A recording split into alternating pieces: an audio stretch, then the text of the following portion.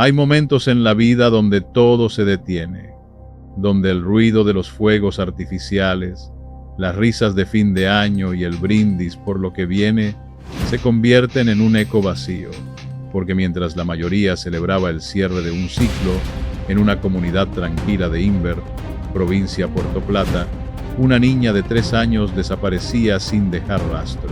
5 de la tarde, víspera de Año Nuevo. Una vivienda verde de 2 niveles en Barrero.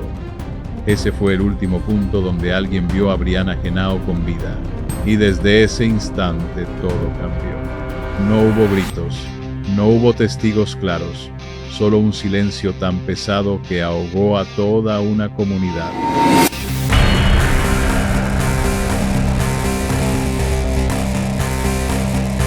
Porque esto no es una historia de película ni un guión inventado. Es la realidad cruda de un caso que puso al descubierto las fallas de un sistema, la fragilidad de los protocolos y la desesperación de una familia que todavía espera respuestas. Hoy vamos a recorrer paso a paso los últimos momentos conocidos de Brianna Henao, los hechos confirmados, las versiones contradictorias, los errores que marcaron la investigación y las preguntas que aún no tienen respuesta. Sin sensacionalismo, sin inventos, solo la verdad documentada, contada con el respeto que este caso merece. Si te quedas conmigo vas a entender por qué este caso sigue abierto, por qué nadie duerme tranquilo en Barrero, y por qué la justicia dominicana enfrenta uno de sus retos más complejos en años recientes. Respira hondo, porque lo que viene no es fácil de procesar. Antes de seguir, déjame saber algo. ¿Desde dónde nos estás viendo? República Dominicana, Estados Unidos, Puerto Rico, España. Escríbelo en los comentarios. Siempre es importante saber hasta dónde llega esta información y quiénes están del otro lado escuchando estas historias reales. El último día, 31 de diciembre de 2025. República Dominicana se preparaba para despedir el año. En Barrero, comunidad rural del municipio de Imbert en la provincia Puerto Plata, el ambiente era el típico de cualquier fin de año.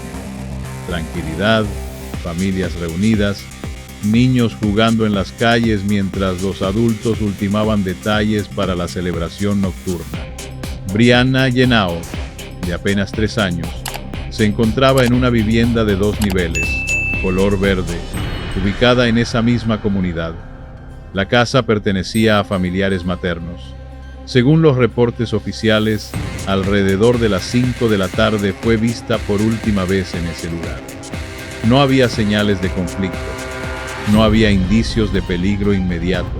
Todo parecía normal hasta que dejó de serlo. El contexto geográfico es importante para entender la magnitud del problema. Barrero no es una zona urbana densamente poblada. Es una comunidad donde las casas están separadas por distancias considerables, rodeadas de vegetación, terrenos agrícolas y zonas boscosas. No hay cámaras de seguridad en cada esquina ni patrullas constantes. La vida transcurre bajo la lógica de la confianza comunitaria, donde los vecinos se conocen y los niños pueden moverse con relativa libertad. Pero esa tarde, esa lógica se rompió. No se sabe con exactitud qué ocurrió entre las 5 de la tarde y el momento en que se reportó oficialmente la desaparición. Lo que sí está confirmado es que ese mismo 31 de diciembre, antes de que terminara el día, la familia activó la alerta. Brianna no aparecía. Las primeras búsquedas fueron inmediatas, se revisó el perímetro cercano, se preguntó a vecinos, se recorrieron las áreas conocidas. Nada. La niña simplemente no estaba. Ese vacío inicial, esa ausencia inexplicable, marcó el inicio de una investigación que hasta el día de hoy sigue sin respuestas definitivas. Las primeras horas de búsqueda. La noche del 31 de diciembre en Barrero no fue de celebración. Mientras el resto del país contaba los segundos para el nuevo año, en esa comunidad se desplegaba una búsqueda desesperada. Familiares, vecinos y miembros de la comunidad salieron con linternas a recorrer cada rincón accesible. La lógica era simple. Una niña de 3 años no puede desaparecer así como así. Tiene que estar cerca, pero no estaba. Al día siguiente, 1 de enero de 2026, las autoridades locales ya habían sido notificadas y los equipos de búsqueda se formalizaron. Participaron agentes de la Policía Nacional, unidades especializadas como Dintel y SWAT, miembros de la Defensa Civil, voluntarios del Rescate Ámbar, personal del Sistema 911 y decenas de comunitarios que conocían el terreno. Ese mismo 1 de enero ocurrió el primer hallazgo significativo. En horas de la tarde, unidades de búsqueda localizaron una zapatilla rosada en las ruinas de una vivienda abandonada a poco más de 100 metros del lugar donde Brianna fue vista por última vez. La zapatilla coincidía con la descripción de la ropa que vestía la niña. Un conjunto color rosado. Ese descubrimiento cambió el tono de la operación. Ya no se buscaba solo a una niña perdida, se buscaba evidencia de lo que pudo haberle pasado. El área fue acordonada de inmediato y se intensificaron los rastreos en zonas montañosas, pendientes pronunciadas y derricaderos cercanos. Aproximadamente 70 personas fueron divididas en 7 equipos tácticos que cubrieron diferentes sectores durante el segundo día de búsqueda. El terreno complicaba todo. Barrero está rodeado de vegetación densa, cacautales y áreas boscosas de difícil acceso, sin caminos pavimentados en muchas zonas, sin referencias claras, y con la posibilidad real de que cualquier evidencia estuviera oculta bajo hojas, tierra o maleza. Cada metro cuadrado requería inspección minuciosa. Para el 2 de enero, la búsqueda ya era un operativo oficial de gran escala. La llegada de la madre, el 3 de enero, 2 días después de la desaparición, llegó a República Dominicana Jessica González, madre de Brianna, de 20 años de edad. Jessica residía en el extranjero y tuvo que hacer el viaje de emergencia al enterarse de lo ocurrido. Las imágenes de su arribo mostraron a una mujer visiblemente afectada, descompuesta por el dolor, pero aferrándose a la esperanza. Sus primeras declaraciones públicas fueron directas. Con mucha fe sé que la vamos a encontrar pronto, sana y salva, con la bendición de Dios. Esas palabras reflejaban no solo la angustia de una madre, sino también la necesidad psicológica de creer que su hija seguía con vida, que todo esto tenía una explicación y que pronto estaría de vuelta en sus brazos. La presencia de Jessica en el caso generó un cambio emocional en la cobertura mediática. Ahora había un rostro materno asociado a la tragedia, una voz que pedía respuestas, que exigía claridad. Eso incrementó la presión sobre las autoridades para acelerar la investigación y mostrar avances tangibles. Pero los avances no llegaban. Al cuarto día de búsqueda, el 4 de enero, las autoridades decidieron ampliar considerablemente el operativo. El personal de búsqueda aumentó de 70 personas a aproximadamente 240, integrando rescatistas de otras provincias. Se utilizaron drones para rastrear desde el aire, se desplegaron equipos con tecnología de detección y se empleó incluso un camión de succión para revisar pozos sépticos en la zona. Todas esas áreas fueron descartadas. No había señales de Brianna. Cada día que pasaba sin resultados, erosionaba la esperanza. Y con esa erosión llegaba algo peor, la sospecha. Si viviste en Inver, si conoces Barrero, o si alguna vez escuchaste algo sobre este caso que no se haya dicho públicamente, este es el momento de compartirlo.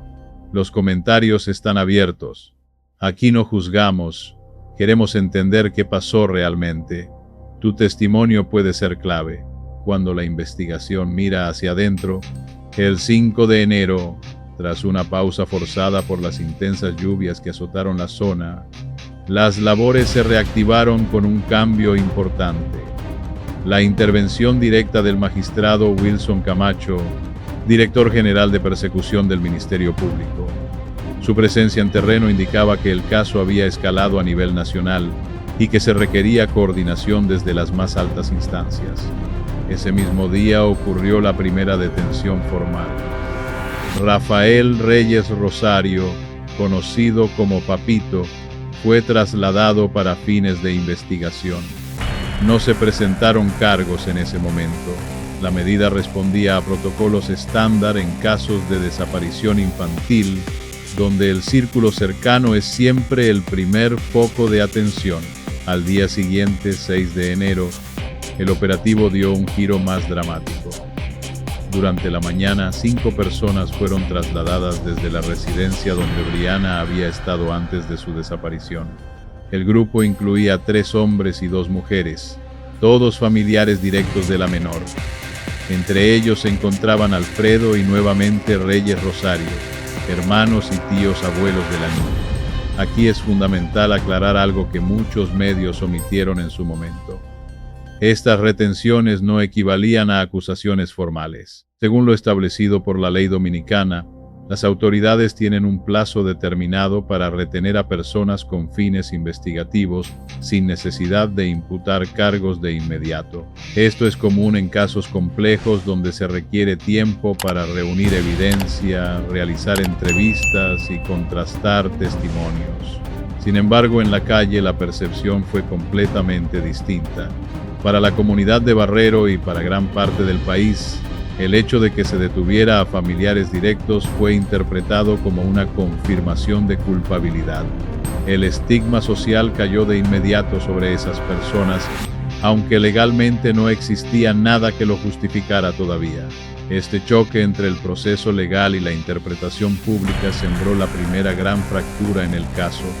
La comunidad exige respuestas. El 7 de enero, una semana después de la desaparición, la tensión en Barrero llegó a un punto crítico. Una representación de la comunidad, integrada por miembros de iglesias, juntas de vecinos y agricultores, se movilizó para exigir a las autoridades información clara y veraz sobre el avance de las investigaciones.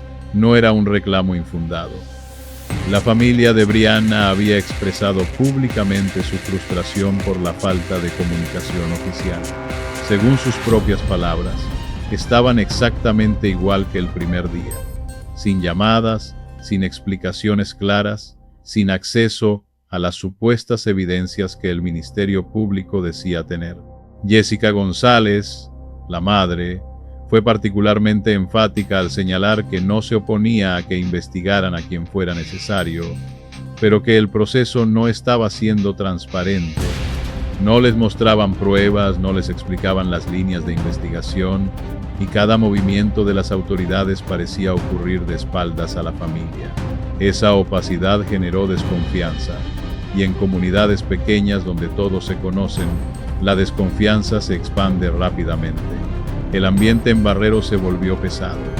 Cada operativo, cada cinta amarilla, cada presencia oficial reforzaba la sensación de que algo grave había ocurrido, pero nadie sabía exactamente qué. Y cuando la información oficial escasea, los rumores llenan el vacío. Empezaron a circular versiones no confirmadas, teorías contradictorias, señalamientos sin base sólida. Para este punto, el caso ya había traspasado las fronteras de Puerto Plata.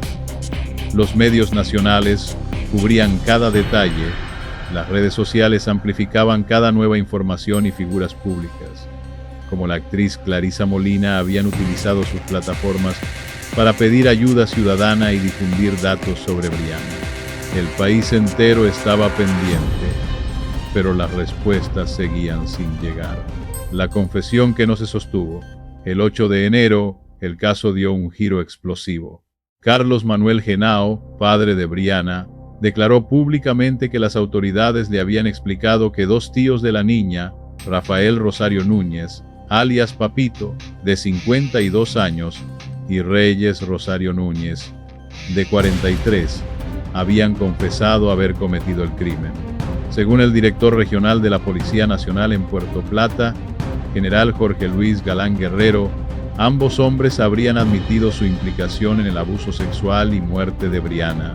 Más aún, uno de ellos declaró que había enterrado el cuerpo de la menor, aunque alegó no recordar el lugar exacto donde dejó los restos debido a la oscuridad de la noche.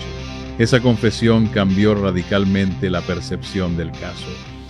Ya no se trataba de una desaparición misteriosa. Ahora se hablaba abiertamente de violación, homicidio y ocultamiento de cadáver. La indignación pública fue inmediata. En redes sociales, programas de opinión y conversaciones callejeras, los nombres de Rafael y Reyes fueron señalados, juzgados y condenados antes de cualquier proceso formal. Durante la noche del 8 de enero se reportó un operativo intenso en la zona de búsqueda. Varias unidades policiales se movilizaron hacia áreas específicas señaladas por los detenidos. El acceso a la prensa fue restringido, lo que alimentó aún más las especulaciones. Muchos asumieron que finalmente iban a encontrar el cuerpo de Brianna, pero no ocurrió. Los días siguientes estuvieron marcados por traslados constantes de los detenidos a diferentes puntos donde supuestamente habían ocultado el cuerpo. Fueron llevados a fincas, zonas boscosas, áreas remotas. En cada lugar se desplegaron unidades de rescate, ambulancias y equipos de excavación. Y en cada lugar el resultado fue el mismo. Nada. No había indicios de la comisión de un crimen. No había restos. No había evidencia física que corroborara las confesiones. Aquí comenzó a evidenciarse el primer gran problema procesal del caso, el colapso de la acusación. A medida que pasaban los días sin hallazgos concretos, empezaron a surgir denuncias graves. Familiares y abogados de los detenidos alegaron que las confesiones habían sido obtenidas bajo tortura y coacción física, y que en ningún momento estuvo presente un abogado durante los interrogatorios. Si esas acusaciones eran ciertas, cualquier declaración realizada bajo esas condiciones carecía de validez legal.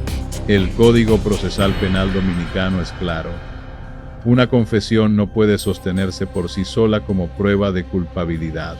Debe estar corroborada por evidencia física, testimonios independientes o elementos técnicos que la respalden. En el caso de Brianna, no existía ninguno de esos elementos. No había cuerpo. No había escena del crimen identificada. No había testigos directos. No había pruebas forenses. Sin esos elementos, el sistema judicial estaba obligado a liberar a los detenidos. El 10 de enero, apenas 2 días después de la supuesta confesión, Braulio González, abuelo paterno de Brianna, confirmó que Rafael Rosario Núñez y Reyes Núñez Rosario habían sido puestos en libertad. La noticia cayó como una bomba en la opinión pública. ¿Cómo era posible que 2 hombres que habían confesado un crimen tan grave estuvieran libres? La respuesta legal era técnica pero frustrante. Sin evidencia corroborable no había base para mantenerlos detenidos ni para presentar cargos formales. Aunque permanecieron bajo custodia policial en su residencia, legalmente no podían ser procesados. Braulio González expresó su indignación de manera directa. Ellos durmieron mejor que yo, porque durmieron tranquilos. Yo no duermo tranquilo. Sus palabras reflejaban no solo el dolor personal, sino también la sensación generalizada de que el sistema había fallado. La llegada del FBI y la alerta amarilla, ante la complejidad del caso y la ausencia de avances concretos, las autoridades dominicanas solicitaron apoyo internacional. El 14 de enero, el coronel Diego Pesqueira, vocero de la Policía Nacional, confirmó que agentes del Buró Federal de Investigaciones de los Estados Unidos, conocido como FBI, se encontraban en el país y en el área de búsqueda, brindando cooperación técnica. La incorporación del FBI no fue simbólica. Representó el reconocimiento de que el caso requería capacidades adicionales, tecnología avanzada de rastreo, experiencia en casos complejos de desaparición infantil y recursos que no siempre están disponibles a nivel local. Se incorporó una unidad canina especializada, entrenada para detectar restos humanos incluso bajo tierra o en condiciones ambientales adversas. Como medida preventiva, se dispuso una restricción temporal del tránsito en áreas específicas para garantizar que el canino pudiera realizar su trabajo con la menor interrupción posible. Esto afectó el acceso de residentes a ciertas zonas, generando incomodidad pero también comprensión. Todos querían que la búsqueda avanzara. Paralelamente, Interpol emitió una alerta amarilla por Brianna Henao. Este tipo de alerta se utiliza para localizar personas desaparecidas, especialmente menores de edad que podrían haber sido trasladados fuera de su país de origen. La alerta señalaba a Estados Unidos como un país por donde la niña pudo haber estado, aunque no había evidencia concreta que sustentara esa posibilidad. Era una medida de precaución estándar en casos de esta magnitud. Pese a todo este despliegue, los resultados seguían sin llegar. Tras varios días de trabajo, la unidad canina del FBI concluyó su labor en la zona boscosa de Inver, sin identificar ningún hallazgo relevante. Se esperaba que el FBI rindiera un informe técnico sobre las observaciones realizadas, pero hasta la fecha de este relato, ese informe no ha sido divulgado públicamente. El caso seguía estancado. Quiero preguntarte algo importante. ¿Qué tipo de historias quieres que cubramos en los próximos videos? ¿Casos sin resolver como este? ¿Fallas del sistema judicial? ¿Historias de la calle que marcaron época? Déjalo en los comentarios. Este canal se construye con ustedes. El circo mediático y la contaminación del caso. Uno de los errores más graves de este caso fue el manejo de la escena. Desde los primeros días, la zona de búsqueda se convirtió en un punto de peregrinación para periodistas, creadores de contenido y curiosos. Decenas de personas caminaban sin control por áreas que debieron estar delimitadas y protegidas, destruyendo potencialmente evidencia crítica. Pero el daño fue más allá. En redes sociales empezaron a circular análisis pseudocientíficos del caso. Comunicadores sin formación en psicología forense emitían juicios basándose en supuestos análisis de lenguaje corporal, promoviendo el linchamiento moral de personas que aún no habían sido procesadas formalmente. La búsqueda de la exclusiva, del clic, prevaleció sobre la integridad de la investigación técnica. Lo que el caso deja al descubierto, este caso expone problemas estructurales profundos. Primero, la falta de protocolos sólidos para proteger escenas de investigación. Segundo, las limitaciones del sistema cuando no hay evidencia concluyente. Sin pruebas corroborables, no se pueden sostener cargos, aunque la indignación pública sea enorme. Tercero, surgió un debate nacional sobre protección de la niñez. La abogada Annie Guzmán propuso reformar la Ley 136 para tipificar penalmente la omisión parental grave y el encubrimiento familiar. El senador Franklin Romero planteó la castración química para agresores sexuales, generando debate intenso. La pregunta incómoda queda flotando. ¿Estamos preparados como país para manejar casos de esta magnitud sin que se pierdan en el camino? 23 días después, el silencio sigue pesando. Han pasado 23 días desde que Brianna desapareció. 21 días de operativos masivos, cooperación internacional, despliegue tecnológico, y la pregunta sigue siendo la misma. ¿Dónde está Brianna Yenao? La comunidad de Barrero organizó protestas exigiendo respuestas. Familiares y allegados realizaron una marcha desde Barrero hasta el municipio de Navarrete, en Santiago, para exigir avances en la investigación. La madre, Jessica González, se encuentra en delicado estado emocional. El abuelo paterno expresó su desilusión. Cada vez que acude a las autoridades, solo le piden que espere. El caso trascendió incluso al ámbito religioso. El arzobispo metropolitano de Santiago y presidente de la Conferencia del Episcopado Dominicano, Monseñor Héctor Rafael Rodríguez, se pronunció públicamente exhortando a las autoridades a realizar todos los esfuerzos necesarios para ofrecer una respuesta clara a la sociedad. Sus declaraciones fueron directas. Aunque no se pueden emitir conclusiones sin pruebas, la ausencia de información oficial alimenta la incertidumbre.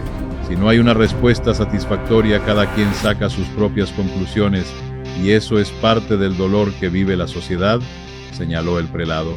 Mientras tanto, cada vez se reduce más el personal desplegado en la zona. Lo que comenzó con más de 200 efectivos, ahora se mantiene con equipos más reducidos. Drones, unidades caninas personal local e internacional continúan trabajando, pero los avances concretos no llegan. Sin avances, la confianza se erosiona día a día. Hoy, el caso permanece abierto. No hay cuerpo, no hay acusados formales, no hay cierre. Solo un vacío que pesa sobre todos y una familia que sigue esperando. El nombre de Brianna Henao ya quedó marcado en la memoria colectiva dominicana como un recordatorio doloroso de lo que puede pasar cuando la prevención falla y la verdad tarda demasiado en salir a la luz. Este relato no busca señalar sin pruebas ni alimentar el morbo. Es una historia que exige respeto por una niña y su familia, paciencia para que las investigaciones sigan su curso y responsabilidad para no repetir errores que ya han costado demasiado. Hay preguntas que todavía esperan respuestas. Y mientras eso siga así, la historia de Brianna no se cierra. Se queda ahí, pesando, recordándonos que la justicia no siempre llega rápido, pero que la memoria sí tiene que permanecer viva. Gracias por quedarte hasta el final. Si te parece importante que casos como este no se olviden, déjalo saber en los comentarios. Aquí seguimos contando historias reales, sin maquillaje, con respeto y con contexto. Suscríbete si te gustó el video, activa la campanita y nos vemos en la próxima entrega. Que Dios te bendiga.